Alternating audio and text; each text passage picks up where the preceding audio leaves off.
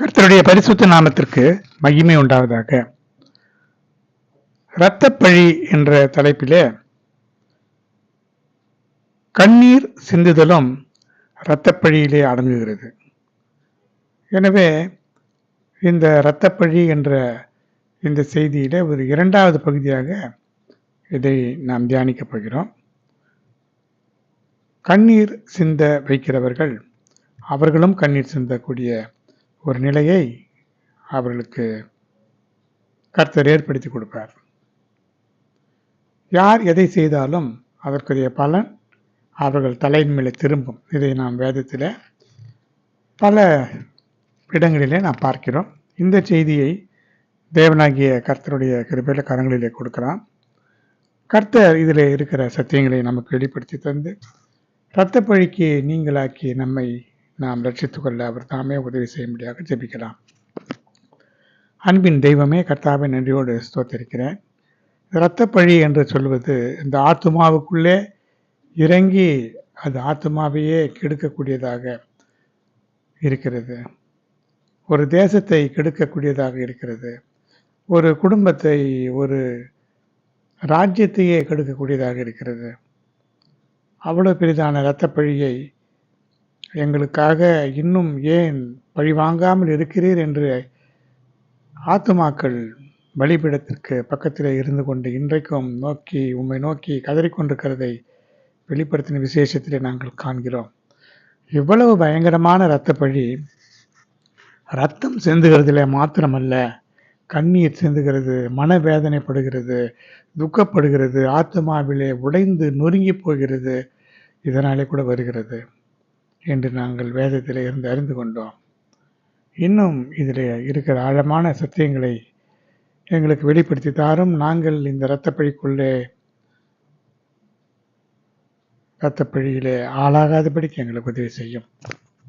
நம்முடைய மேன்மையான நாமத்தை மகிமைப்படுத்திக் கொள்ளும். இயேசுவின் இன்ப நாமத்தில் வேண்டுகிறேன், ஜீவனுள்ள நல்ல பிதாவே, ஆமென். கர்த்தருடைய பரிசுத்த நாமத்திற்கு மகிமை உண்டாவதாக. இந்த இரத்தப்பழி என்பது ஒரு மனிதன் துன்பப்பட்டு வேதனைப்பட்டு ஆத்துமாவை துக்கம் ஆத்துமாவை நொறுக்கும் என்று வேதம் சொல்கிறது. அளவு கடந்த வேதனைகள், துக்கங்கள் வரும் பொழுது உள்ளம் உடைந்து போகும், ஆத்மா நொறுங்கி போகும். சில நேரங்களிலே அந்த ஆத்மா மரணத்துக்கு எதுவான துக்கம் என்று கர்த்தராகிய இயேசு கிறிஸ்துவே சொல்லியிருக்கிறார். என் ஆத்துமா மரணத்துக்கு எதுவான துக்கம் கொண்டிருக்கிறது என்று. அப்படிப்பட்ட துக்கம் வரும் பொழுது அந்த துக்கத்தை கொடுக்கிறவர்களுக்கு, கண்ணீரை கொடுக்கிறவர்களுக்கு தேவன் நியாய தீர்ப்பை நிச்சயமாக தருவார். இந்த நிலையிலே யாத்திராகமம் 22 அதிகாரம் 23 அவர்களை எவ்வளவாகினும் ஒடுக்கும் பொழுது அவர்கள் என்னை நோக்கி முறையிட்டால் அவர்கள் முறையிடுதலை நான் நிச்சயமாய் கேட்பேன். அப்படி யாரெல்லாம் ஒடுக்குகிறார்களோ, அப்படி ஒடுக்கப்படும் பொழுது யாரெல்லாம் கண்ணீர் சிந்துகிறார்களோ, தன்னுடைய பிள்ளைகள் கண்ணீர் சிந்த காரணமாக இருக்கிறவர்களை தேவன் சும்மா விட்டு விடுவாரா? நிச்சயமாக விடமாட்டார். ஒரு காரியம் உண்டு. எப்பொழுதெல்லாம் கண்ணீரோடு ஜெபிக்கிறோமோ அப்பொழுது தேவன் உடனடியாக பதில் தருவார். எசேக்கியா மிகவும் அழுதான் என்று வேதம் சொல்கிறது. உடனே தேவன் என்ன செய்தார்?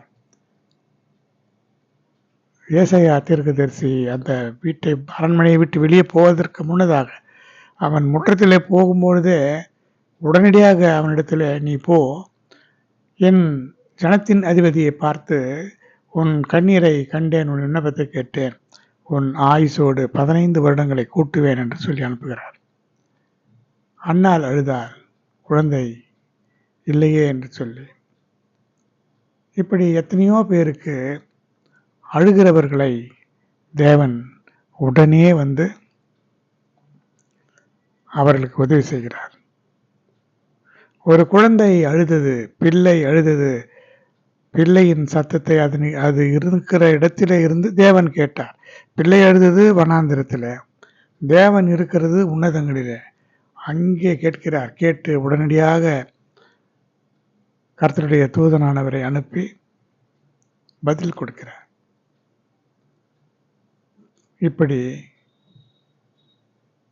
தேவன் உடனடியாக பதில் தருகிற தேவனாக இருக்கிறார். நாம் யாருக்கு என்ன செய்கிறோமோ அதை நம்முடைய ஜீவியத்தில் நாம் இந்த உலகத்தில் இருக்கும் பொழுதே அனுபவிப்போம். அதைத்தான் தேவன் சொல்லுகிறார், பிதாக்களுடைய அக்கிரமத்தை பிள்ளைகளிடத்திலே 3ஆம் 4ஆம் தலைமுறை மட்டும் விசாரிக்கிறவராயிருக்கிறார். அந்த அக்கிரமங்களிலே முக்கியமாக தேவன் சொன்னது விக்கிரக ஆராதனை. அது மட்டுமல்ல, வேசித்தனம், மற்ற பாவங்கள் எல்லாமே தாண்டி போகிறது. சில நேரங்களிலே சில ராஜாக்களை பார்க்கும் பொழுது ஆகாபுக்கு தேவன் தண்டனை கொடுத்து விட்டார். உன்னுடைய இரத்தத்தை நாய்கள் நக்கும். ஏசபேலை அப்படியே நாய்கள் அவளை தின்னும் என்று சொல்லிவிட்டார். அப்படியே இஸ்ரவேலின் மதிலருகே அவளை நாய்கள் தின்றது. ஆகாபின் இரத்தத்தையும் நாய்கள் நக்கியது. நாபோத்தின் உடலிலே அவனுடைய இரத்தத்தை நாய்கள் நக்கின இடத்திலேயே அவனுடைய உடலிலே இருந்து இரத்தத்தை நாய்கள் நக்கியது. இது வேறு. ஆனால் இந்த நியாய தீர்ப்பை கேட்டவுடனே அவன் உடனடியாக ரெட்டுடித்து சாப்பிடையே உட்கார்ந்து உபவாசித்து அழுதான், ஜெபம் பண்ணான். கர்த்தர் அப்படியே மனமிறங்கி விட்டார். அவர் உடனே எலியாவை பார்த்து சொல்லுகிறார், ஆகாப் என்னை தனக்கு முன்பாக தாழ்த்தினதை பார்த்தாயா? வேதத்திலே பல இடங்களிலே, சில இடங்களிலே தான் தேவன் மிகவும் மகிழ்ச்சியோடு அந்த மகிழ்ச்சியின் துணி அந்த வசனத்திலே நாம் உணரலாம். அதிலே இதுவும் ஒன்று. ஆகாப் தன்னை எனக்கு முன்பாக தாழ்த்தினதை பார்த்தாயா? எனவே இந்த நியாய தீர்ப்புகள் எல்லாம் இவன் காலத்திலே வரவிடாமல் இவனுடைய குமாரன் காலத்தில் நான் நிறைவேற்றுவேன். அதாவது மற்றவர்களை பற்றிய நியாய தீர்ப்பு, இவனுக்கு உண்டான நியாய தீர்ப்பு நடக்கும். மற்றவர்களுக்கு உண்டான நியாய தீர்ப்பு இவனுடைய வம்சத்தில் இருக்கிறவர்கள் எப்படி சாவார்கள்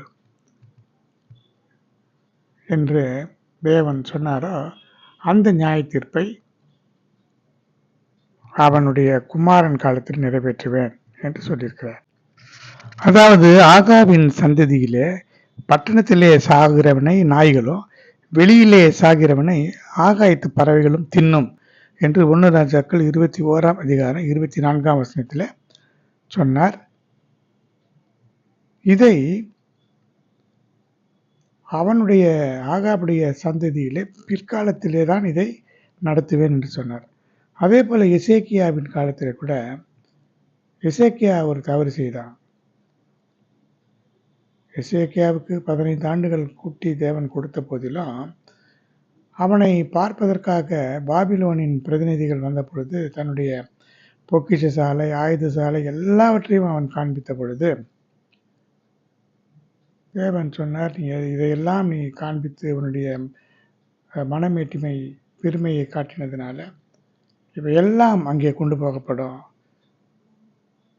உன்னுடைய சந்ததியார், உனக்கு பிறகு பிறக்கிற குழந்தைகள் இவர்களெல்லாம் அடிமைகளாக, வேலைக்காரர்களாக அந்த அரண்மனையில் இருப்பார்கள் என்றெல்லாம் சொன்னார். ஆனால் எசேக்கியா தன் சந்ததியை பற்றி கவலைப்படவே இல்லை. என் காலத்திலாவது சமாதானம் இருக்குமே என்று சொல்லி அவன் விட்டுவிட்டான். பிரியமானவர்களை, இப்படித்தான் நாமும் கூட நம்முடைய சந்ததியை பற்றி கவலைப்படுகிறதே இல்லை. நாம் நன்றாக புசித்து குடித்து சந்தோஷத்தோடு சமாதானத்தோடு இருந்தால் போதும். அது வாழ்க்கை இல்லை. யோசுவா சொல்லுகிறான், நானும் என் வீட்டாருமோ என்றால் கர்த்தரை சேவிப்போம். நாம் நம்முடைய பிள்ளைகளை பற்றி, அவருடைய எதிர்காலத்தை பற்றி, அவருடைய வாழ்க்கையை பற்றி கவலைப்படுகிறதே இல்லை. ஒரு தகப்பனுடைய முக்கியமான கடமை, அவன் மட்டும் பரலோகத்துக்கு போகிறதில்லை, அவனுடைய மனைவி, பிள்ளைகள் எல்லாரும் போக வேண்டும். அப்படி அவர்கள் லேசிலே போக சம்மதிக்க மாட்டார்கள். இந்த காலம் அப்படிப்பட்ட காலம். அப்பொழுது அந்த தகப்பன் என்ன செய்ய வேண்டும்? தன்னுடைய ஆத்மாவை தாழ்த்தி உபவாசம் பண்ணி ஜெபித்து அவனுடைய பழியை தீர்த்து கொள்ள வேண்டும். இது கூட ஆத்மாவிலே இருக்கிறதான ஒரு இரத்த பழியாக இருக்கும். இவன் சொல்லாமல் அந்த குடும்பத்தை அப்படி வழி நடத்தாமல் இருந்தால் அதுவும் ஒரு பெரிய இரத்த பழி. கண்ணீரோடு ஜெபிக்க வேண்டும். நெகேமியா அப்படித்தான் சொன்னான். தன்னுடைய பாவத்தை மாத்திரமல்ல, எங்களுடைய முற்பிதாக்களின் பாவங்களையும் கூட நாங்கள் அறிக்கையிடுகிறோம். இந்த ஆலயத்தை கட்டும் பொழுது அவன் அப்படி சொல்லுகிறான். இந்த ஆலயம் என்று சொல்வது கையினாலே கட்டப்படாத ஆலயம் என்று நம்முடைய சரீரத்தை சொல்கிறார்கள். 1 கொரிந்தியர் 3ஆம் அதிகாரம் 6ஆம் வசனம், 6ஆம் அதிகாரம் 19ஆம் வசனத்தில், நீங்கள் தேவனுடைய ஆலயம் என்று அறியீர்களா? பரிசுத்த ஆவியானவர் உங்களிலே வாசம் பண்ணுகிறார், நீங்கள் உங்களுடையவர் அல்ல என்பதை அறியீர்களா என்றெல்லாம் சொல்லப்பட்டிருக்கிறது. இந்த ஆலயத்தை நாம் கட்ட வேண்டும். நம்மோடு கூட சேர்ந்து நம்முடைய குடும்பத்தாரையும் கட்டி எழுப்ப வேண்டும். நாம் செய்கிற பாவங்கள் மாத்திரமல்ல, முற்பிதாக்களின் பாவங்களும் தீர்க்கப்பட வேண்டும். அதற்காக தேவனை நோக்கி மன்றாட வேண்டும், ஜெபிக்க வேண்டும். இது ஒவ்வொருவரும் செய்ய வேண்டிய கடமை. இதை அநேகர் அறிய மாட்டார்கள். ஏதோ ஜெபிக்கிறோம், ஆலயத்துக்கு போகிறோம், நன்றாக உறங்குகிறோம், உண்டு சந்தோஷமாக இருக்கிறோம், இதுதான் வாழ்க்கை என்று நினைத்து கொண்டிருக்கிறார்கள். இல்லை பிரியமானவர்களே, தேவன் நம்மை உலகத்தாரை போல படைக்கவில்லை. நாம் விசேஷமானவர்கள். எந்த அளவுக்கு நாம் விசேஷமானவர்களோ அந்த அளவுக்கு நாம் பாடுபட வேண்டும். பழைய ஏற்பாட்டு பரிசுத்தவான்கள் எருசலேமுக்கோ சீயோனுக்கோ வரமாட்டார்கள்.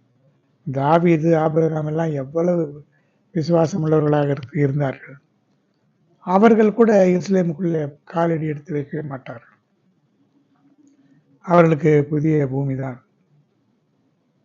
இரத்த சாட்சிகளுக்கு புதிய பானம், விசுவாசிகளாகிய மனிதர்களுக்கு எருசலேம், ஊழியக்காரர்களாகிய மனிதர்களுக்கு சீயோன். இந்த 4 ஸ்தலங்கள் தான். இதற்கு நம்மை ஆயத்தப்படுத்திக் கொள்ள வேண்டும். கர்த்தருடைய பரிசுத்த நாமத்திற்கு மகிமை உண்டாவதாக. அடுத்தது,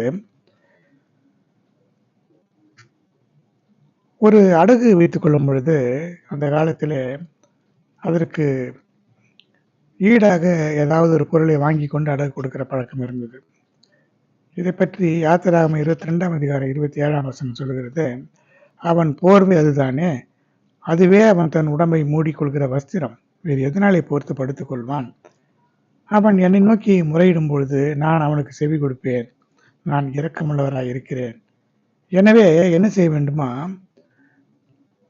பொழுது விடுவதற்குள்ளாக அவனுடைய அடகை திருப்பி கொடுத்து விட வேண்டும். இல்லை என்றால் அவன் தேவனை நோக்கி முறையிடும் பொழுது அது இரத்தப்பழியாக போகும். அதே போல உபாகமம் 24ஆம் அதிகாரம் 15ஆம் வசனம் என்ன கூறுகிறது? ஒருவன் வேலை செய்யும் பொழுது அந்த வேலை செய்த நாளிலே தானே பொழுது போகும் முன்னே அவன் கூலியை அவனுக்கு கொடுத்து விட வேண்டும். அவன் ஏழை, அதன் மேல் ஆவலுமாய் இருக்கிறான்.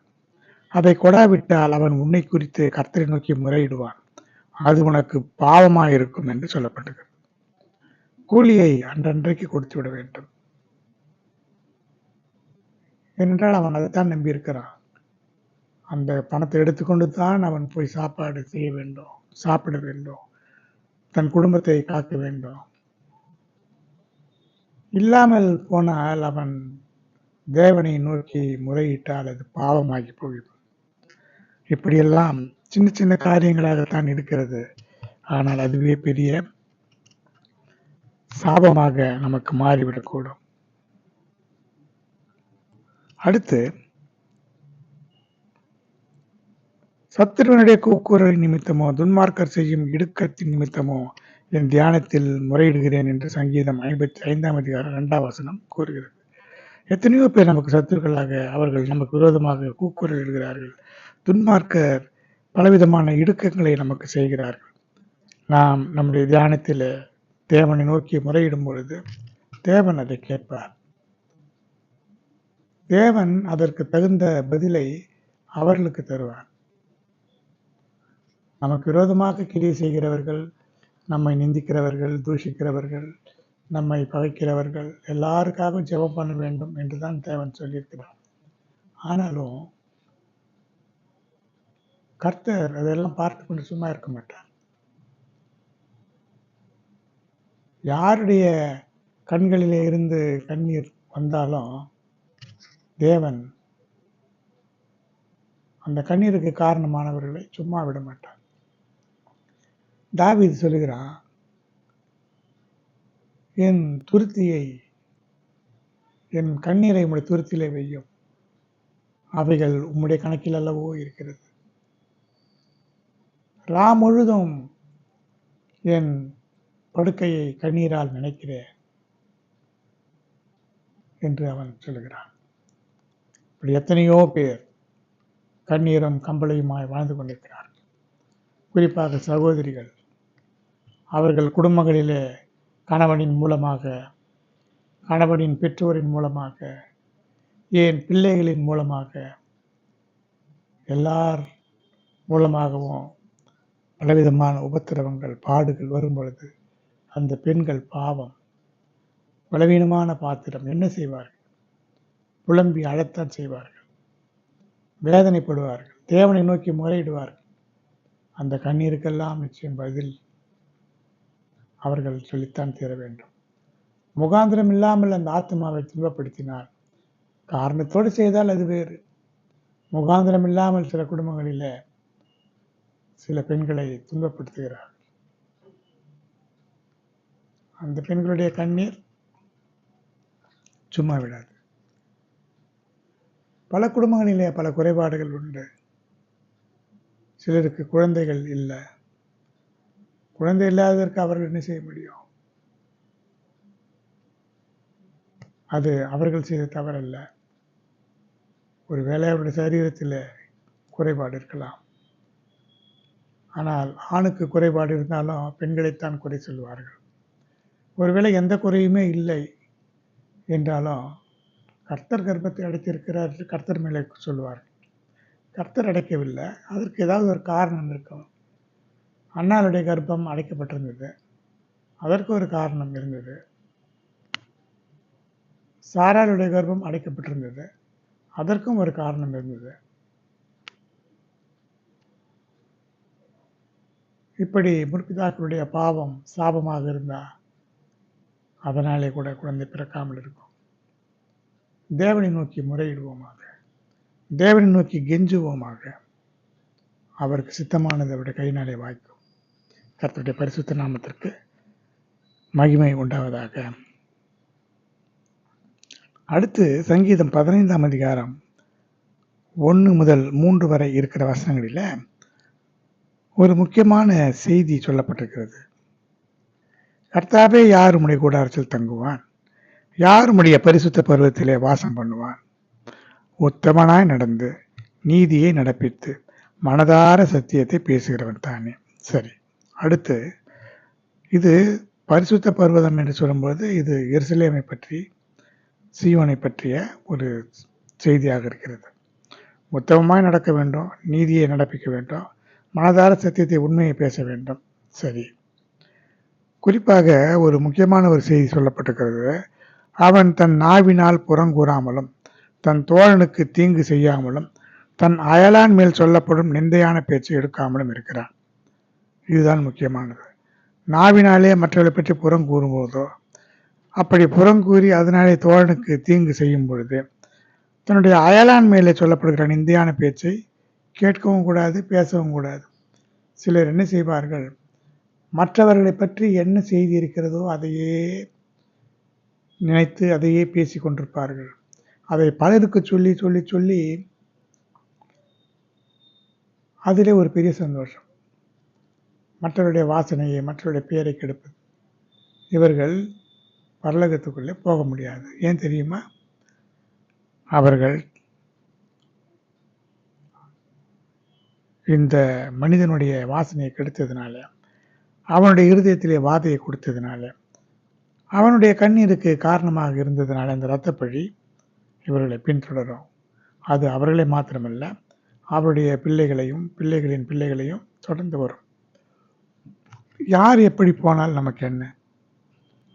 நமக்கு நன்றாக தெரிந்தவர்களோ உறவினர்களோ இருந்தால் அவர்கள் தவறு செய்தால் அதை பக்குவமாக சொல்லி அதை திருத்த வேண்டுமானால் திருத்தலாம். நமக்கு தெரிந்ததை ஊர் முழுவதுமாக சொல்லிக் கொண்டு தெரியக்கூடாது. உன் ஜனத்தாரோடு கோல் சொல்லி திரியாயாக, அது இரத்தப்பழி என்று வேதம் சொல்கிறது. கோல் சொல்லுதல் அது ஒரு இரத்தப்பழி. மற்றவர்களை பற்றி புறம் கூறுதல், கோல் சொல்லுதல் எல்லாம் கூட இரத்தப்பழியை உடையதாக இருக்கும். அடுத்து இப்பொழுது வேதத்திலிருந்து சில உதாரணங்களை, சில மனிதர்களை நாம் பார்க்க போகிறோம். சாராளுக்கு பிள்ளை இல்லாமல் இருந்தது. அதற்கு என்ன காரணம் என்றால், ஒன்று ஆபிரகாமுடைய விசுவாசத்தை தேவன் சோதிக்கிறார், வர்த்திக்க பண்ண வேண்டும். ஏனென்றால் அவன் விசுவாசத்தின் தகப்பன். எவ்வளவு நாள் இருந்தது? 25 ஆண்டுகள் அவனுக்கு பிள்ளை இல்லாமல் இருந்தது. அவனுக்கு 75 வயதிலே தேவன் அழைத்தார். 100வது வயதிலே தான் அவனுக்கு ஈசாக்கு பிறந்தான். இந்த 25 வருடமும் அவன் விசுவாசித்து கொண்டே தான் இருந்தான். ஆனால் ஒரே ஒரு முறை தான் தேவனை நோக்கி கேட்டான், எனக்கு என்ன தருவீர், பிள்ளை இல்லாமல் இருக்கிறேனே என்று ஒரு முறை தான் கேட்டான். அப்பொழுதுதான் அவர் சொன்னார், பலியிடு. ஆனால் அந்த ஒரு சூழ்நிலை அவனுக்கு மிகுந்த மன வருத்தத்தோடு துக்கத்தோடு இருந்ததுனால அந்த பலி செலுத்துகிற விதத்திலே அவன் ஒரு தவறு செய்து விட்டான். பறவைகளை துண்டிக்காமல் விட்டு விட்டான். அதனாலே சந்ததியை அந்த சாபத்தை பெற்றுக்கொண்டு 400 வருடங்கள் அடிமைகளாக இருந்தார்கள். பாருங்க, ஒரு சின்ன தவறு தான். பிரமாணத்தின்படி பறவைகளையும் துண்டித்து போட்டிருக்க வேண்டாம். ஆனால் அவன் அப்படி செய்யவில்லை. மனக்கவலை அப்படி அவனை செய்துவிட்டது. சரி, இப்படி இந்த சூழ்நிலையில சாராளுக்கு என் கர்ப்பத்தை அடைத்திருந்தார் என்று அடுத்த ஒரு காரியத்தை பார்க்கும்போது, தேவன் ஒரு வாக்குத்தத்தம் கொடுத்தார். உன் மூலமாக சந்ததி உண்டாகும். அதே நேரத்தில் அநேக ஜாதிகளுக்கு நீ தகப்பனாவாய். அப்படியானால் புறஜாதிகளுக்கும் ஆபிரகாம் தகப்பனாக வேண்டும். அவன் மூலமாக புறஜாதிகள் உண்டாக வேண்டும். இஸ்ரவேல் ஜனங்கள் மாத்திரமல்ல, புறஜாதிகளும் உண்டாக வேண்டும் என்பது தேவனுடைய சித்தமாக ஒழுங்காக இருந்தது. அதனாலே தான் அவர் அதை அனுமதித்தார். சாராளின் மூலமாக இஸ்மவேல், கேத்தூராளின் மூலமாக 6 பிள்ளைகள். அதிலே முக்கியமானவன் மீதியான். அதில் மீதியானியர்கள் அதில் வருகிறார். அப்படி இருக்கிற வேளையில இந்த ஆகார் துரத்தப்பட்டுவிடுகிறார். துரத்தப்பட்ட பொழுது ஆகார் தன்னுடைய மகனாகிய இஸ்மவேலை அழைத்து கொண்டு போகும்பொழுது தண்ணீர் தீர்ந்து விட்டது. வனாந்திரத்தில் தண்ணீர் இல்லை. அப்பொழுது அவள் சொல்லுகிறார், பிள்ளை சாகிறது நான் பார்க்க மாட்டேன் என்று உட்கார்ந்து சத்தமிட்டு அழுதாள் என்று ஆதியாகமம் 21ஆம் அதிகாரம் 16ஆம் வசனம் சொல்லுகிறது. இவள் சத்தமிட்டு அழுவதற்கு என்ன காரணம்? இவள் ஏன் அழ வேண்டும்? பாருங்க, அவள் அழுவதற்கு ஒரு காரணம் என்ன? அவள் அழ வேண்டாமே. ஆபிரகாம் பெரிய சீமானா இருக்கிறார் என்று, அவருக்கு ஆடு மாடுகள் ஆஸ்திகள் எல்லாம் பெரிதாக இருக்கிறது என்று ஆபிரகாமுடைய வீட்டு விசாரிப்புக்காரன் சொல்லுகிறான். ரெபெக்காளை ஈசாக்குக்கு பெண் கேட்க போகும்பொழுது சொல்லுகிறான். ஆனால் இவளை எதற்கு அநியாயமாக ஒரு அனாதையை போல துரத்த வேண்டும்? ஏனென்றால் ஈசாக்கு சுதந்திரவாளி. அவனோடு கூட இந்த புறஜாதியான் தங்கினால் சுபாவங்கள் ரெண்டு பேருக்கும் 2 வேறுபட்ட சுபாவங்கள். ஈசாக்கு மிகுந்த பக்தி உள்ளவனாக, மாலை வேளைகளிலே தியானம் பண்ணுகிறவனாக, மிகுந்த அமைதல் உள்ளவனாக, ஈசாக்கை பற்றி குறை சொல்லக்கூடியது எதுவுமே இல்லை. ஒரே மனைவி உடையவனாக மிக அமைதியான ஒரு வாழ்க்கையை வாழ்ந்து கொண்டு வந்தான். ஆனால் இஸ்மவேல் அப்படி அல்ல. இஸ்மவேல் வேட்டைக்காரனோ வனசஞ்சாரியுமாக இருந்தான். தன் சகோதரருக்கு எதிராக அவன் குடியிருந்தான். சண்டைக்காரராக இஸ்ரவேல் ஜனங்களுக்கு விரோதமாக கடைசி வரைக்கும் அவர்கள் போராடி கொண்டிருந்தார்கள். அதனாலே தனித்தனியாக பிரித்து விட வேண்டிய சூழ்நிலை இருந்தது. அதே நேரத்தில் இவள் அழுவதற்கு இன்னொரு காரணம், சாராளை பற்றி பார்க்கும்பொழுது குழந்தை இல்லையே என்று சொல்லி அவள் மிகுந்த வேதனையெல்லாம் பட்டதாக தெரியவில்லை. 10 வருடங்கள் ஆகிவிட்டது. 75 வயதில் அழைக்கப்பட்ட பிறகு 10 வருடங்கள் கழிந்த பிறகு அவள் சொல்கிறாள், எனக்கு நான் பிள்ளை பெறாதபடிக்கு கர்த்தரின் கர்ப்பத்தை அடைத்திருக்கிறார். என் அடிமை பெண்ணோடு சேரும், ஒருவேளை அவளால் என் வீடு கட்டப்படும் என்று சொன்னாள். ஆதியாகமம் 16ஆம் அதிகாரம் 2ஆம் வசனம். சாராயுடைய வார்த்தைக்கு ஆபிரகாம் செவி கொடுத்தான். இப்படி 10 வருஷம் கானான் தேசத்திலே குடியிருந்த பிறகு இப்படி ஆபிரகாமுக்கு இவளை மறுமனையாட்டியாக கொடுத்தார். அப்பொழுது அவள் கர்ப்பம் தரித்த பொழுது தன் நாச்சியாரை அற்பமாக எண்ணினாள். அப்பொழுது சாராய் சொல்கிறாள் ஆபிரகாமை நோக்கி, என் அடிமை பெண்ணை உம்முடைய மடியிலே கொடுத்தேன்.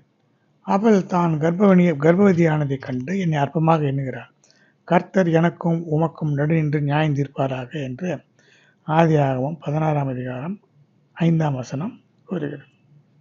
அப்பொழுது ஆபிரகாம் சொல்கிறார், உன்னுடைய பார்வைக்கு நலமானபடி செய், உன் அடிமை பெண் உன் கைக்குள் இருக்கிறார் என்று சொன்னதுனால சாராய் அவளை கடினமாய் நடத்தினதுனால சாராளை விட்டு ஆகார் ஓடிப்போனாள்.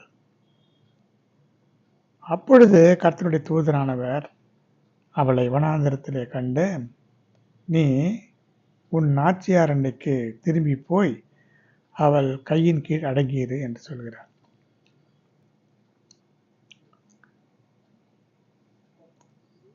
இப்பொழுதுதான் ஏன் அவள் துரத்தப்பட்டாள் என்றால்,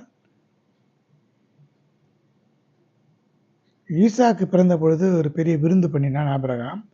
அப்பொழுது இஸ்மவேல் பரியாசம் பண்ணுகிறான். அவன் பரியாசம் பண்ணுகிற ஆவி உடையவனாக இருந்ததுனால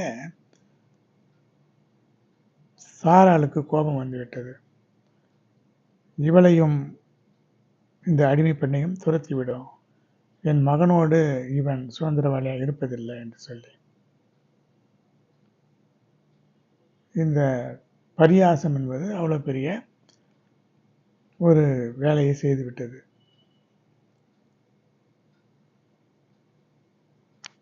அவள் அழுவதற்கு காரணம், இந்த சாராள் மிக அழுத்தமான ஒரு மனநிலை உடைய பெண்ணாக இருக்கிறார். தன் உள்ளத்திலே நகைத்து, நான் கிழவியும் என் ஆண்டவன் முதிர்ந்த வயது உள்ளவருமான பிறகு எனக்கு இன்பம் உண்டாகுமோ என்றெல்லாம் கர்த்தர் என்னை நகைக்க பண்ணினார், யாவரும் என்னோடு கூட நகைப்பார்கள் என்றெல்லாம் குழந்தை பிறந்ததுக்கு அவள் சொல்கிறாளே தவிர, குழந்தை பிறக்கவில்லை என்றெல்லாம் அவள் ஆபிரகாமை தொந்தரவு செய்யவில்லை. அதற்காக அவளுக்கு ஒரு ஏக்கமும் இருந்ததாக தெரியவில்லை.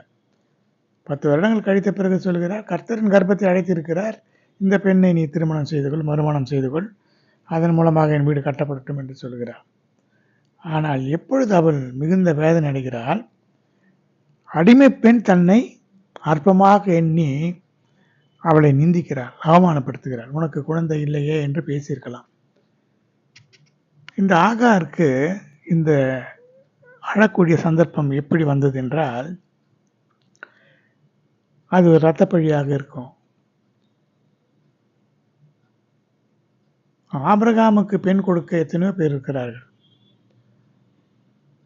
ஆனால் ஒரு சாதாரண ஒரு அடிமை பெண், தன்னை வீட்டிலே இருந்த ஒரு பெண்ணை, அதுவும் எகிப்து தேசத்தைச் சேர்ந்த ஒரு அடிமை பெண்ணை கொடுக்கிறாள். எதற்காக? அவள் தன்னுடைய கையின் கீழே அடங்கி இருப்பாள் என்று ஒருவேளை அவள் நினைத்திருக்கலாம். அல்லது அவள் ஒரு அழகிய பெண்ணாக இருந்திருக்கலாம், கீழ்ப்படிந்த பெண்ணாக இருந்திருக்கலாம், அவளுக்கு உண்மையும் உத்தமமான பெண்ணாக இருந்திருக்கலாம். ஆனால் இவளுக்கு கர்ப்பம் வந்தவுடனே அவளுக்கு தலைகணம் பிடித்து விட்டது. ஆகாரை கண்ணீர் விடும்படியாக செய்தாள். ஆகார் அழுதால் கண்ணீர் விட்டாள் என்றெல்லாம் வேதத்தில் இல்லை. ஆனால் அந்த இரத்தப்பழி தான் இவளை அழ வைத்தது. அங்கே போய் அழுதாள். இப்படி முகாந்திரம் இல்லாமல் நமக்கு நன்மை செய்தவர்களை கண்ணீர் விடும்படி, வேதனைப்படும்படி, ஒருவேளை ஆகார் அவளை துன்பப்படுத்தாமல் இருந்திருந்தால் அந்த வீட்டிலேயே இருந்திருக்கலாம். அவளும் துன்பப்பட்டு சாராளையும் துன்பப்படுத்தி தன் பிள்ளையையும் துன்பப்படுத்தி இப்படி ஒரு நிலை வருவதற்கு காரணம் அவளுக்கு இருந்ததான மனமேட்டிமை. இப்படி சிலர் மற்றவர்களை வேதனைப்படுத்தி அதனாலே தானும் ஒரு பெரிய சாபத்துக்குள்ளாகி விடுகிறதை வேதத்தில் இருந்து நாம் அறிந்து கொள்கிறோம்.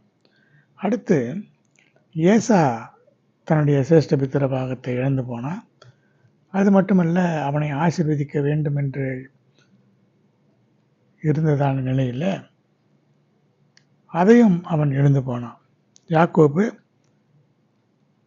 அந்த ஏசாவினுடைய ஆசீர்வாதத்தை தந்திரமாக வந்து எடுத்துக்கொண்டு போனான்.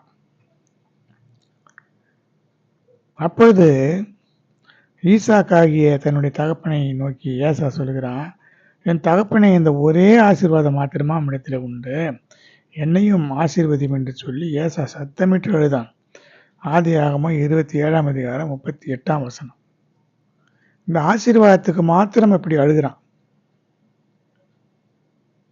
இதை பற்றி எபிரேயர் 12ஆம் அதிகாரம் 16-17 வசனங்கள் சொல்கிறது, ஒருவனும் வேசி கல்லனாகவும் ஒருவேளை போஜனத்துக்காக தன் சிரேஷ்ட புத்திர பாகத்தை விற்று போட்ட ஏசாவை போல சீர்கட்டவனாகவும் இராதபடிக்கு எச்சரிக்கையாயிருங்கள். ஏனென்றால் பிற்பாடு அவன் ஆசீர்வாதத்தை சுதந்திரித்துக் கொள்ள விரும்பியும் ஆகாதவன் என்று தள்ளப்பட்டதை அறிவீர்கள். அவன் கண்ணீர் விட்டு கவலையோடு தேடியும் மனம் மாறுதலை காணாமல் போனான். இவன் கண்ணீர் விட வேண்டிய அவசியம் இல்லை. சிரேஷ்டபுத்திர பாகத்தை ஏசா அலட்சியம் பண்ணினான். சிரேஷ்டபுத்திர பாகம் என்றால் என்ன, அதில் இருக்கிற ஆசீர்வாதம் என்ன என்பதை அவன் அறியவில்லை. ஏனென்றால் கூடாரவாசியும் குணசாலியுமாக யாக்கோபு இருந்தான். அவனுக்கு எல்லாம் தெரியும். தேவனுடைய பிரமாணங்கள், சட்டங்கள், நியமங்கள் எல்லாம் அவன் அறிந்திருக்க கூடும். ஆனால் ஏசா கூடாரவாசி குணசாலியாக இல்லாதபடிக்கு அவன் வனசஞ்சாரியாக, வேட்டைக்காரனாக இருந்தான். அவன் அங்கங்கே திரிந்து கொண்டிருந்தான். அதனாலே அவனுக்கு அது பற்றிய ஒரு பெரிய காரியம் இல்லை. வேட்டையாடி களைத்து வந்த பொழுது யாக்கோபு சமைத்து கொண்டிருந்தான். அப்போது அவனுடைய கூழை கொடுத்தான். கேட்டான், நீ என் சிரேஷ்டபுத்திர பாகத்தை எனக்கு கொடுத்து விடு, நான் தருகிறேன் என்று சொன்னதும், நானே சாகப் போகிறேன், இதெல்லாம் எனக்கு எதற்கு, நீயே வைத்துக்கொள் என்று சொல்லி அலட்சியமாக சொல்லிவிட்டான். சிரேஷ்டபுத்திர பாகம் என்று சொன்னால் தன் தகப்பனுடைய சுதந்திரத்தில் அவனுக்கு இரட்டிப்பான பங்கு தருவது தான் சிரேஷ்டபுத்திர பாகம். 7 பிள்ளைகள் இருக்கிறார்கள் என்று சொன்னால் அதை சொத்தை 8 பங்காக போட்டு முதலிலே பிறந்தவனுக்கு 2 பங்கு தருவது தான் சிரேஷ்டபுத்திர பாகம். இது வெறும் ஆடு மாடுகள், சொத்து சுகம் மாத்திரமல்ல, அது ஒரு பெரிய ஒரு ஆசீர்வாதம், ஒரு மகிமை. இதை அவன் இழந்து போனான். இப்பொழுது 2வதாக ஆசீர்வாதம் எப்படி கிடைக்கிறது என்றால், என்னுடைய ஆத்மா மரணம் அடைவதற்கு முன்னதாக உன்னை ஆசீர்வதிக்கும்படி வேட்டையாடி கொண்டு வா என்று ஏசாவிடத்தில் அவனுடைய தகப்பனாகிய ஈசாக்கு சொல்லும் பொழுது, ஏசாவுக்கும் யாக்கோபுக்கும் தாயாகிய ரெபேக்காள் இதை கேட்டு யாக்கோபுக்கு இது கிடைக்கும்படியாக யாக்கோபிடத்தில் சொல்லி, நீ சமைத்து கொண்டு வா, சமைத்து கொடுக்கிறேன், 2 வெள்ளாட்டு குட்டிகளை எடுத்து கொண்டு வா என்று சொல்லி சமைத்து கொடுத்து அதை நயவஞ்சகமாக வாங்கி கொண்டான். இப்படி ஒரு பட்சபாதத்தை ரெபேக்காள் செய்வதற்கு என்ன காரணம் என்றால், ஏசா புறஜாதி ஜனங்களோடு கூட ஐக்கியமாக இருந்தான். அந்த வம்சம் தழைக்குமானால் வாக்குத்தத்தம் பண்ணப்பட்ட சந்ததியாகிய இஸ்ரவேல் ஜனங்கள் அடிபட்டு போவார். அதனாலே அவள் செய்தது மிக நியாயமான ஒன்று தான். ஒரு தாய் ஒரே பிரசவத்தில் பிறந்த 2 பிள்ளைகளுக்குள்ளே ஒரு வேறுபாடு காட்டுகிறார் என்று சொன்னால் அது எதிர்கால சந்ததிக்காகத்தான் அவள் செய்தாள். ஆனால் பட்சபாதம் பண்ணுவது பாவம்தான். ஆனாலும் சந்ததிக்காக சில காரியங்களை செய்யும் பொழுது அதை நாம் பாவம் என்று சொல்ல முடியாது. இப்பொழுது பாருங்கள், ஏசா 40 வயதான போது ஏத்தியனான பெயோரியுடைய குமாரத்தியாகிய யூதித்தையும் ஏத்தியனாகிய ஏலோனுடைய குமாரத்தியாகிய பஸ்மாத்தையும் அவர் விவாகம் பண்ணினான். அவர்கள் ஈசாக்குக்கும் ரெபேக்காலுக்கும் மனநோவாய் இருந்தார்கள் என்று ஆதியாகமம் 26ஆம் அதிகாரம் 34, 35 வசனங்கள் கூறுகிறது. இப்பொழுது புரிகிறதா அவன் ஏன் அழுதான் என்று? தன் பெற்றோருக்கு மனநோவாய் இருந்தார்கள் என்று சொன்னால் அவர்களுடைய காரியங்கள் இவர்களை கண்ணீர் விடச் செய்திருக்கும். அந்த இரத்தப்பழிதான் இவனை கண்ணீர் விடச் செய்தது. பெற்றோருக்கு இவன் அடங்கி நடக்கவில்லை. இவனே அடங்கி நடக்கவில்லை என்று சொன்னால் கானானிய பெண்கள், ஏத்திய பெண்கள் எப்படி இவர்களோடு ஒத்துப்போவார்கள்? இவர்கள் வேறு, அவர்கள் வேறு. இவருடைய பண்பாடு, இவருடைய பழக்க வழக்கங்கள், கலாச்சாரங்கள் எல்லாம் வித்தியாசமாக இருக்கிறதுனால அவர்கள் மனநோவாயிருந்தார்கள். ஈசாக்கும் ரெபேக்காலும் மனவேதனைப்பட்டிருப்பார்கள். அதனாலே சிரேஷ்டபுத்திர பாகம், ஆசீர்வாதங்கள் எல்லாம் இழந்து போய் அவன் தள்ளப்பட்டு போனான். இப்படி எத்தனையோ பிள்ளைகள் பெற்றோர்களுக்கு கீழ்ப்படியாம அவர்கள் விருப்பம் போல திருமணம் செய்து கொண்டு பெற்றோரை தள்ளிவிட்டு தன் மனைவியின் பின்னாலே அலைந்து கொண்டிருக்கிறவர்கள் உண்டு. இந்த பெற்றோர் எவ்வளவு வேதனைப்படுவார்கள், எவ்வளவு கஷ்டப்பட்டு வளர்த்திருப்பார்கள். தங்களுக்கென்று எதையும் வைத்துக் கொள்ளாமல் எத்தனை தியாகங்களை செய்து தங்களுக்கு இது வேண்டும் அது வேண்டும் என்று கூட நினைக்காமல் பிள்ளைகளுக்காகவே எல்லாவற்றையும் செய்துவிட்டு கடைசியிலே யாரோ ஒரு பெண்ணை கொண்டு வந்து அதனாலே மனநோவை கொடுத்து கண்ணீர் விட்டு கதறி செய்யும் பொழுது அது அந்த மனிதனுக்கு ஆசீர்வாதமாக இருக்குமா? எனவே மிகுந்த கவனத்தோடு வாழ்க்கையை நடத்த வேண்டும். பெற்றோர் கண்ணீர் வடிக்கக்கூடாது. பெற்றோர் ஆசீர்வதிக்க வேண்டும். பெற்றோருடைய சாபத்தை வாங்கவே கூடாது. பெற்றோர்களும் கூட எவ்வளவுதான் அவர்கள் கஷ்டப்படுத்தாலும் சபிக்க மாட்டார்கள். பெற்றோர் சபித்தால் அந்த வம்சமே சபிக்கப்பட்டு போகும். இதே யாக்கோபு ரூபனை சபித்தான்.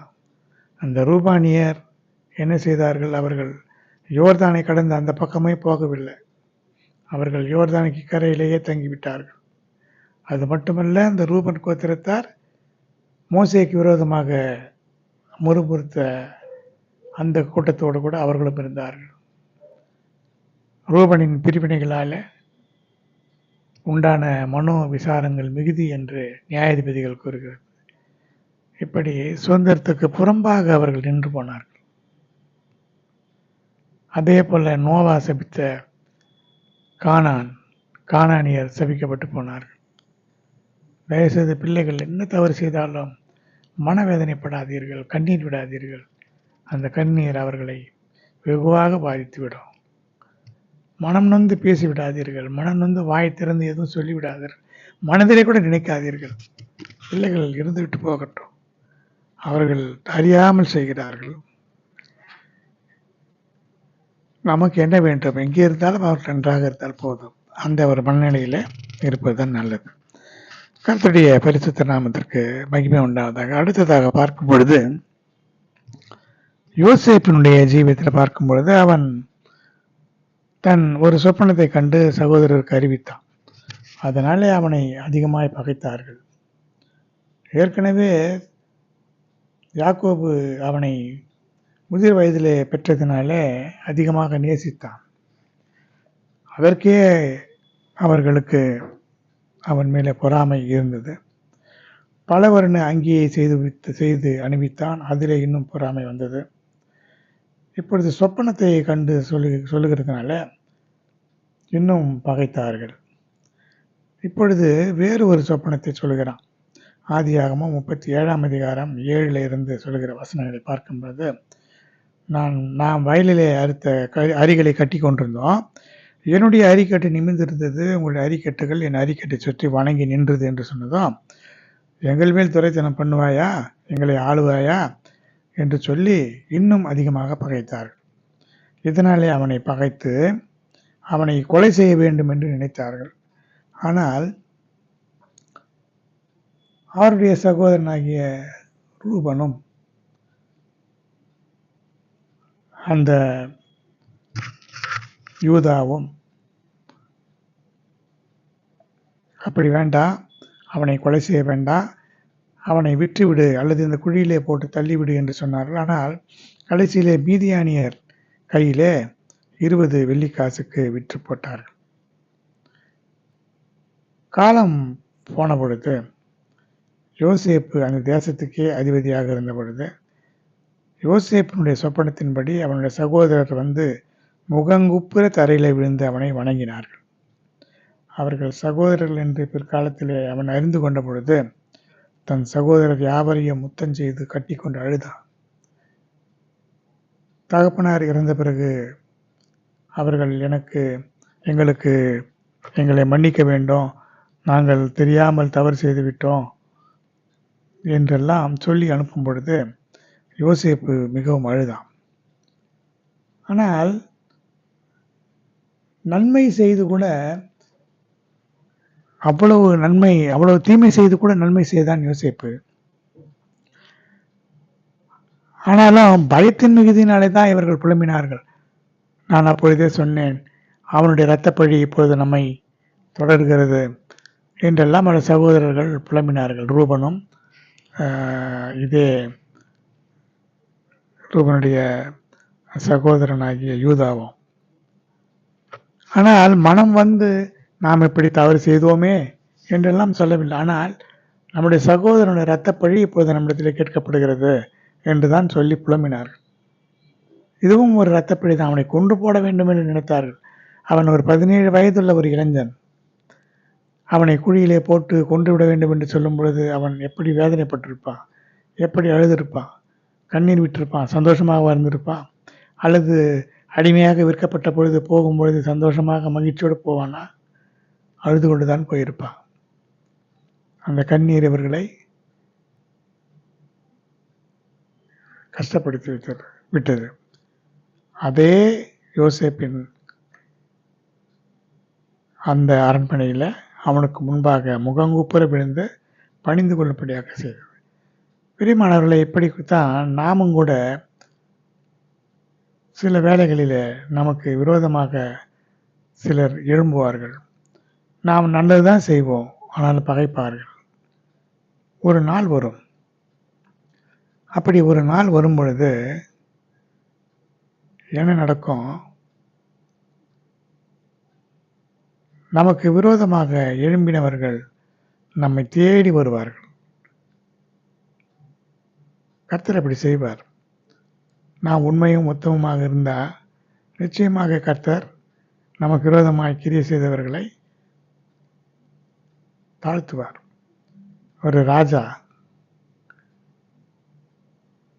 ஈசாக்கு பெலிஸ்தியாவிலே குடியிருந்த பொழுது, பெலிஸ்திய ராஜா கேராரிலே தங்கியிருந்த பொழுது, நீ எங்களை காட்டிலும் பலத்தவனானாய், நீ போய்விடு என்று சொல்லி அவனை துரத்தினார்கள். ஆனால் தேவன் அவனோடு கூட இருந்து, நீ வா, என்னோடு கூட வா, நீ புறப்பட்டு வா, நான் ஆபிரகாமின் தேவன், உன் தகப்பனாக ஆபிரகாமின் தேவன், நான் உனக்கு சகாயம் பண்ணுவேன், இந்த தேசத்தை உனக்கு சுதந்திரமாக கொடுப்பேன் என்று சொல்லி அவனை ஆசீர்வதித்தார். அப்பொழுது இந்த பெலிஸ்திய ராஜா அவனை தேடி வந்து உடன்படிக்கை பண்ணி கொண்டு போனான். இப்படி நமக்கு விரோதமாக செய்கிறவர்கள் அவர்கள் சிறுமைப்பட்டு போவார்கள். ஒருவனுடைய வழிகள் கர்த்தருக்கு முன்பாக சரியாக இருந்தால் அவனுடைய சத்துருக்களும் வந்து அவனோடு கூட ஒப்புரவாகும்படி செய்வார் என்று வேதம் சொல்கிறது. இப்படி ஒரு நிலை இருக்கிறது. அடுத்து அன்னாருடைய ஜீவியத்தை பார்க்கும் பொழுது, எப்ராயிம் தேசத்தில் இருக்கிறதான எல்கானா என்பவனுக்கு 2 மனைவிகள் இருந்தார்கள். ஒருவர் பேர் அன்னாள், இன்னொருவர் பேர் பெனின்னாள். இது 1 சாமுவேல் 1ஆம் அதிகாரத்திலே 1 முதல் இருக்கிற வசனங்களிலே சொல்லப்பட்டிருக்கிறது. இந்த பெனின்னாளுக்கு பிள்ளைகள் இருந்தார்கள், அன்னாளுக்கு பிள்ளை இல்லை. அதனாலே இவன் ஆலயத்துக்கு போகும் பொழுதெல்லாம் வருடந்தோறும் ஆலயத்துக்கு போவார்கள். அப்பொழுது அவளை குழந்தை இல்லை என்று சொல்வதனால மிகவும் துக்கப்படுத்துவார், மனமடிவாக்குவார். அப்பொழுது அவள் சாப்பிடாமல் அழுது கொண்டிருப்பார். அவளுடைய புருஷன் அவளுக்கு ஆறுதலாக சொல்லுவான். ஆனால் கர்த்தர் அவள் கர்ப்பத்தை அடைத்திருந்தபடினால அவளை மிகவும் அவனுடைய சக்களத்தை துக்கப்படுத்துவாள், மனமடிவாக்குவாள். அப்பொழுது கர்த்தரை நோக்கி மிகவும் மனம் கசந்து அழுது கர்த்தரை நோக்கி விண்ணப்பம் பண்ணி, தேவரீர் உம்முடைய அடியாரின் சிறுமையை கண்ணோக்கி பார்த்து மறவாமல் நினைத்தருளி ஒரு ஆண் பிள்ளையை கொடுத்தால் அவன் உயிரோடு இருக்கும் சகல நாளும் நான் அவனை கர்த்தருக்கு ஒப்புக் கொடுப்பேன், அவன் தலையின் மேல் சவரகன் கத்தி படுவதில்லை என்று ஒரு பொருத்தனை பண்ணினார். 1 சாமுவேல் 1ஆம் அதிகாரம் 11ஆம் வசனம் இப்படி கூறுகிறார். அவருடைய கர்ப்பத்தை அடைப்பதற்கு ஒரு காரணம் இருக்கிறது என்று சொன்னேன் அல்லவா, அது இதுதான். அவள் சக்களத்தை அவளை துன்பப்படுத்தாமல் இருந்திருந்தா இவ்வளவு மனக்லேசத்தோடு இவ்வளவு கண்ணீரோடு அவள் இந்த ஜெபத்தை செய்திருக்க மாட்டாள். அது மட்டுமல்ல, எனக்கு ஒரு ஆண் பிள்ளையை கொடுத்தால் சகல நாளிலும் அவனை உமக்காக தருவேன் என்று சொல்லியிருக்க மாட்டாள். பழைய ஏற்பாட்டு பரிசுத்தவான்களுக்கு சாமுவேல் என்றுதான ஒரு பெரிய தீர்க்கதரிசி கிடைத்திருக்க மாட்டான். சாமுவேல் தீர்க்கதரிசி வல்லமையுள்ள தீர்க்கதரிசியாக விளங்கினான். அவனுடைய ஜெபத்தை கேட்டு கர்த்தர் இடி முழக்கங்களையும் மின்னல்களையும் வரவழைத்து பிலிஸ்தீரெல்லாம் துரத்தி போட்டார். அவனுடைய வார்த்தைகளிலே ஒன்றையும் தரையிலே விழுந்து விடும்படியாக கர்த்தர் செய்யவில்லை. இதற்கெல்லாம் அடிப்படை காரணம் ஒரு வகையில் அன்னாளுடைய சக்களத்தை அவளை துன்பப்படுத்தினது தான். நமக்கும் கூட சில நேரங்களிலே தொல்லை கொடுப்பார்கள், துன்பப்படுத்துவார்கள். துன்பப்படுத்தினதுனாலே நாம் இன்னும் தோண்டு விடாமல் இன்னும் வேகமாக ஜெபம் பண்ணி அல்லது வேகமாக முயற்சி செய்து பல நன்மைகளை நாம் அடைய முடியும். சில நேரங்களில் நம்முடைய வாழ்க்கையில் கூட நாம் கண்ணீர் விடும்படியான சந்தர்ப்பங்கள் வருவதுண்டு. நம்மை கேவலப்படுத்துவார்கள், துன்பப்படுத்துவார்கள். அப்படி கேவலப்படுத்தும் பொழுது அதை கண்டு துக்கப்படாமல் அதையே ஒரு காரணமாக வைத்துக்கொண்டு முயற்சி செய்து வாழ்க்கையிலே முன்னேறினவர்கள் பலர் உண்டு, பல சாட்சிகள் உண்டு.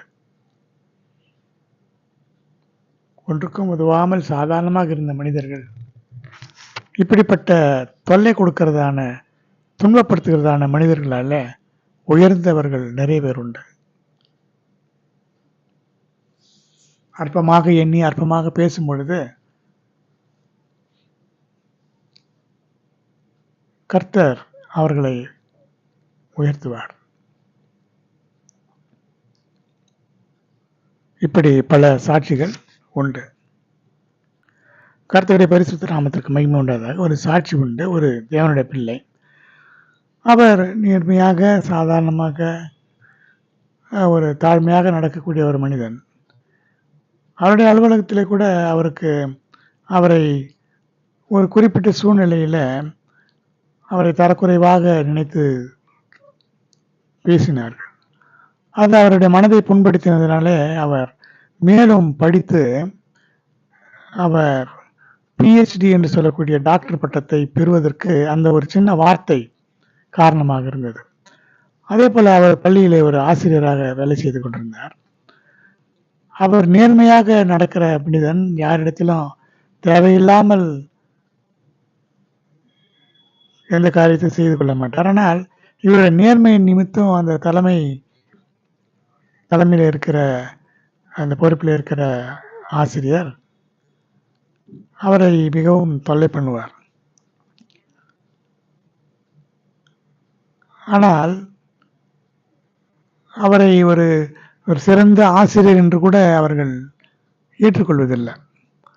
எப்போதும் ஏதாவது சொல்லிக்கொண்டு குறை சொல்லிக்கொண்டே இருந்தார். ஆனால் என்ன நடந்தது? கர்த்தர் அவரை உயர்த்தி மாநிலத்திலே சிறந்த ஆசிரியர் என்கின்ற ஒரு விருது ஆண்டுதோறும் கொடுப்பார்கள். அந்த விருதை இந்த தேவனுடைய பிள்ளைக்கு கிடைக்கும்படியாக செய்தார். இப்படி நிறைய சாட்சிகள் உண்டு பிரியமானவர்களே. நமக்கும் கூட உங்களிலே கூட அநேகருக்கு இந்த சாட்சிகள் இருக்கும். கர்த்தருடைய பரிசுத்த நாமத்திற்கு மகிமை உண்டாவதாக. இப்படி தேவன் நம்மை உயர்த்துகிறவராக இருக்கிறார். இப்படியே அன்னாளுக்கு குழந்தை பிறந்தது. அவனை தேவாலயத்தில் கொண்டு வந்து விட்டு விட்டான். அதற்கு பிறகு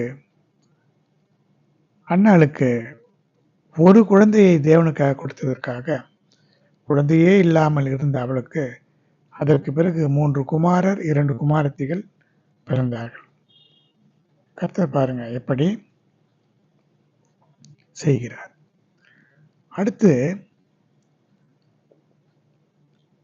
அதோனி பேசேக்கை கண்டு அவனோட யுத்தம் பண்ணி கானானியர் பெர்சியரை இஸ்ரவேல் ஜனங்கள் வெட்டினார்கள். அதே அதோனி பேசேக் ஓடி போகும்போது அவனை பின்தொடர்ந்து அவனுடைய கை கால்களின் பெருவிரல்களை தரித்து போட்டார்கள் என்று நியாயாதிபதிகள் 1ஆம் அதிகாரம் 1 முதல் இருக்கிற வசனங்களில் பார்க்கிறோம். அப்பொழுது அந்த அதோனி பேசேக் சொல்லுகிறான், 70 ராஜாக்கள் கை கால்களின் பெருவிரல்கள் தரிக்கப்பட்டவர்களாய் என் மேஜையின் கீழ் விழுந்ததை பொறுக்கி தின்றார்கள். நான் எப்படி செய்தேனோ அப்படியே தேவன் எனக்கும் செய்து சரி கட்டினார் என்று சொன்னான். இப்படி அவன் ராஜாக்களுக்கு செய்து அந்த ராஜாக்களுடைய கால் கை விரல்களை தரித்து போட்டு இவன் மேஜையிலிருந்து விழுகிறதை அவர்கள் பொறுக்கி தின்னும்படியான நிலையை கொடுத்தார். செய்திருந்தான். அதை கர்த்தர் அவனுக்கே செய்து கொடுத்தார். நாம் செய்கிற தீமைகள் நமக்கே திரும்பி வரும் பிரியமானவர்களே. அதற்காகத்தான் தேவன் சொன்னார், நன்மை செய்தால் மேன்மை இல்லையோ, தீமை செய்தால் பாவம் உன் வாசற்படியில் படுத்திருக்கும். நாம் தியானிக்கிற செய்திகள் எல்லாமே இப்படிப்பட்டதாகத்தான் இருக்கும். பெரும்பாலும் ஜனங்கள் ஆசீர்வாதம் வேண்டும், நன்மை வேண்டும், இந்த உலகத்திலே இருக்கிற காரியங்களை மாத்திரம்தான் விரும்புகிறார்கள். அதில் கண்டிப்பான உபதேசம் என்று சொன்னால் விரும்புறதில்லை. நமக்கு அதை பற்றி கவலை இல்லை. கர்த்தர் நமக்கு சொல்லுகிறதை நாம் செய்கிறோம். கர்த்தருடைய பரிசுத்த நாமத்திற்கு மகிமை உண்டாவதாக. அப்படியே சாமுவேல் அமலேக்கின் ராஜாவாகிய ஆகாகை என்னிடத்தில் கொண்டு வாருங்கள் என்று சொன்னார். அவன் சொல்லுகிறான், மரணத்தின் கசப்பு அற்று போனது என்று சொல்கிறான். 1 சாமுவேல் 15ஆம் அதிகாரம் 32ஆம் வசனத்திலிருந்து இந்த செய்தியை பார்க்கலாம். அப்போது சாமுவேல் சொல்லுகிறான், உன் பட்டயம் ஸ்திரீகளை பிள்ளையற்றவள் ஆக்கினது போல ஸ்திரீகளுக்குள்ளே உன் தாயும் பிள்ளையற்றவள் ஆவாள் என்று சொல்லி சாமுவேல் அவனை துண்டித்து போட்டான் என்று பார்க்கிறோம். அடுத்து ஏத்தியனாகிய உரியாவின் மனைவியை அடையும்படியாக தாவீது அவனை பட்டயத்தினாலே மடிவித்து அவளை அடைந்தான்.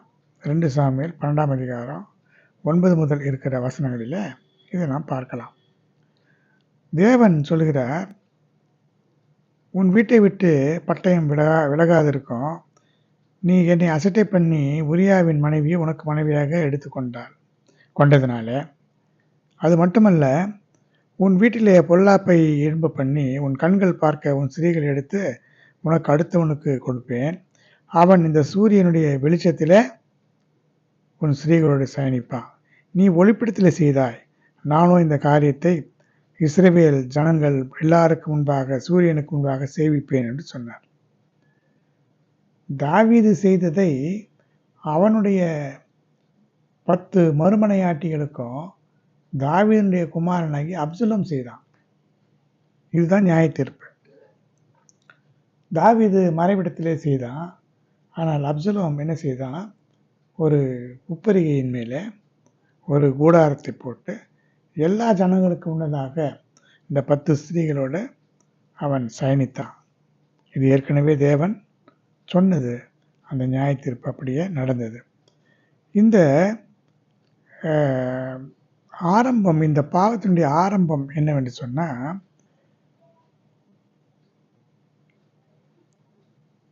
உரியாவின் மனைவியாகிய பத்சேபால இவன் எப்படி சந்தித்தான் என்று சொன்னால், உப்பரிகையின் மேலே இவன் உலாத்தி கொண்டிருந்த பொழுதுதான் பார்த்தான். அதே உப்பரிகையின் மேலே அவன் செய்த பாவம் இப்பொழுது அந்த உப்பரிகையின் மேலேயே இவனுடைய 10 மறுமனையாட்டிகளை அவனுடைய சொந்த குமாரனே அவர்களோடு சேர்ந்து சயனித்தான். இப்படி 1 சாமுவேல் 15ஆம் அதிகாரம் 16 சொல்லுகிறது, ராஜா பின் வைத்து போன அவனுடைய மறுமனையாட்டிகளாகிய 10 ஸ்திரீகளை உப்பரிகையின் மேலே ஒரு கூடாரத்தை போட்டு சகல இஸ்ரவேலரின் கண்களுக்கு முன்பாக தன் தகப்பனுடைய மறுமனையாட்டிகளிடத்தில் பிரவேசித்தான் என்று 1 சாமுவேல் 16ஆம் அதிகாரம் 22ஆம் வசனம் சொல்கிறது. இந்த 10 மறுமனையாட்டிகளிடத்தில் இவன் பிரவேசித்ததற்கு உரிய நியாய தீர்ப்பு என்ன நடந்தது? யோவாபின் ஆயுததாரிகளாகிய 10 சேவகர் அப்சலோமை சூழ்ந்து அவனை அடித்து கொன்று போட்டார்கள். 2 சாமுவேல் 18ஆம் அதிகாரம் 15ஆம் வசனம் இப்படி கூறுகிறது. 10 பெண்களோடு இவன் பாவம் செய்ததுனால 10 பேர் இவனை சூழ்ந்து அடித்து கொன்று போட்டார்கள். இதுதான் நியாய தீர்ப்பு. இப்படி நாம் நம்முடைய கஷ்டங்கள் நீங்க என்ன செய்ய வேண்டும் என்று சில வசனங்கள் உண்டு. அக்கிரமக்காரரே நீங்கள் எல்லாரும் என்னை விட்டு அகன்று போங்கள், கர்த்தரின் அழுகையின் சத்தத்தை கேட்டார். சங்கீதம் 6ஆம் அதிகாரம் 8ஆம் வசனம். அவருடைய கோபம் ஒரு இமைப்பொழுது, ஆனால் அவருடைய தயவோ ஆயுள் காலம் வரை. சாயங்காலத்திலே அழுகை தங்கும், விடியற் காலத்திலே களிப்புண்டாகும் என்று சங்கீதம் 30ஆம் அதிகாரம் 5ஆம் வசனம் கூறுகிறது. என் ஆத்துமா வாடும்படி உபவாசித்து அழுதேன், அதுவும் எனக்கு நிந்தையாய் முடிந்து போனது என்று சங்கீதம் 69ஆம் அதிகாரம் 10ஆம் வசனம் கூறுகிறது. அழுகையின் பள்ளத்தாக்கை உருவ நடந்து அதை நீரூற்று ஆக்கிக் கொள்ளுகிறார்கள், மழையும் குளங்களை நிரப்பும் என்று சங்கீதம் 84ஆம் அதிகாரம் 6ஆம் வசனம் கூறுகிறது. இது கர்த்தருடைய ஊழியக்காரர்களை பற்றியதான ஒரு வசனம். அழுகைதான் அது. அந்த பள்ளத்தாக்கிலே அழுகைதான். பள்ளத்தாக்கு என்று சொல்வது தாழ்வான ஒரு நிலவரம். அங்கே அழுகையும் புலம்பலும் கஷ்டமும் கவலையும் கண்ணீரும் இருக்கும் தான் இந்த ஊழியத்தின் பாதையில். ஆனால் அதை மகிழ்ச்சியோடு உருவ நடந்து போய் தானாக விரும்பி ஏற்றுக்கொண்டு அதை நீரூற்றாக்கி கொள்ளுகிறதான அந்த ஒரு சந்தர்ப்பம் ஊழியக்காரர்களுக்கு உண்டு. இப்படி இந்த அழுகையை மற்றவர்களுக்கு நாம் பரிசாக கொடுக்கக்கூடாது. மற்றவர்களை அழ வைத்தால் நாம் மாத்திரமல்ல, நம்முடைய சந்ததியார் அழுவார்கள். பிரியமானவர்களே, யாரையும் துக்கப்படுத்த வேண்டாம், எந்த ஆத்மாவையும் கலங்க செய்ய வேண்டாம், துன்பப்படுத்த வேண்டாம், வேதனைப்படுத்த வேண்டாம். அவர்கள் உங்களுக்கு விரோதமாக செய்தால் தேவனுடைய சமூகத்திலே நீங்கள் அழுங்கள். உங்களுடைய அழுகைக்கு, உங்களுடைய கண்ணீருக்கு தேவன் பதில் கொடுப்பார். கர்த்தர் அப்படி செய்ய நமக்கு உதவி செய்வார். காரணம், அவர்கள் அழும்படியாக செய்யாதீர்கள். நீங்கள் அழுதால் கர்த்தர் அந்த அழுகைக்கு பதில் கொடுப்பார். உங்கள் கண்ணீரை அவருடைய துருத்திலே வையுங்கள், அவர் நியாயம் தீர்க்கட்டும், நாம் எதுவும் செய்ய வேண்டாம். நம்மை கண்ணீர் சிந்த வைத்தவர்கள் நிச்சயமாய் கண்ணீர் சிந்துவார்கள். அது எப்படிப்பட்ட ஆளாக இருந்தாலும் சரி. இப்போது வேதத்திலிருந்து பல செய்திகளை நாம் பார்த்தோம். எனவே தேவனுடைய இரக்கத்துக்கு ஒப்பு கொடுப்போம், அவருடைய நியாய தீர்ப்புக்கு ஒப்பு கொடுப்போம். கர்த்தர் அப்படி நம்மை நடத்துவார். இப்படி நாம் ஒப்பு கொடுத்து ஜெபிக்கலாம். அன்பின் தெய்வமே, கர்த்தாவை நன்றியோடு ஸ்தோத்திரிக்கிறேன். நாங்கள் உம்மை நோக்கி அழுகிறோம் ஆண்டவரே. எங்களை அழ வைத்தவர்களை நாங்கள் உம்முடைய சமூகத்திலே அழுகிறோம். எங்களுடைய கண்ணீரை காணிக்கையாக்குகிறோம். கண்ணீராலே உம்முடைய பாதத்தை கழுவுகிறோம். எங்களுடைய மகிமையாகிய தலைமுடியினாலே உம்முடைய பாதத்தை துடைக்கிறோம் ஆண்டவரே. நீரே நியாயம் தீரும், எங்களை காத்துக்கொள்ளும். உம்முடைய வருகையில் காணப்பட உதவி செய்யும். இயேசுவின் இன்ப நாமத்தில் வேண்டுகிறேன் ஜீவனுள்ள நல்ல பிதாவே, ஆமேன். என் ஆத்துமாவே கர்த்தரை ஸ்தோத்திரி, முழுவலுமே பரிசுத்த நாமத்தை ஸ்தோத்திரி. என் ஆத்துமாவே கர்த்தரை ஸ்தோத்திரி, கர்த்தர் செய்த சகல உபகாரங்களை மறவாதே. ஆமேன். ஸ்தோத்திரம், ஸ்தோத்திரம், ஸ்தோத்திரம், ஸ்தோத்திரம், ஸ்தோத்திரம்.